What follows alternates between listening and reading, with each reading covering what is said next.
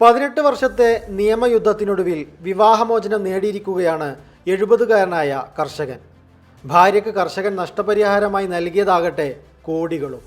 ഹരിയാനയിലെ കർണാൽ ജില്ലയിലാണ് സംഭവം. സുഭാഷ് ചന്ദ്, സന്തോഷ് കുമാരി എന്നിവരാണ് വിവാഹബന്ധം വേർപ്പെടുത്തിയത്.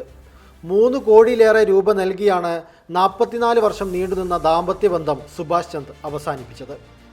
1980 ആഗസ്റ്റ് 27-നായിരുന്നു സുഭാഷ് ചന്ദിൻ്റെയും സന്തോഷ് കുമാരിയുടെയും വിവാഹം. 4 മക്കളിൽ ഒരാൾ മരണമടഞ്ഞു. 2006-ലാണ് ഇരുവരുടെയും ബന്ധത്തിൽ വിള്ളൽ വീഴുന്നത്. സന്തോഷ് കുമാരി തന്നെ മാനസികമായി പീഡിപ്പിക്കുന്നെന്ന് പറഞ്ഞ് സുഭാഷ് ചന്ദ് വിവാഹമോചന കേസ് ഫയൽ ചെയ്തു. ഈ പരാതി 2013-ൽ കർണാൽ കുടുംബ കോടതി തള്ളി. തുടർന്ന് ഇദ്ദേഹം പഞ്ചാബ്, ഹരിയാന ഹൈക്കോടതികളെ സമീപിച്ചു. ഈ കേസ് 11 വർഷം നീണ്ട് 2024 വരെ എത്തുകയായിരുന്നു.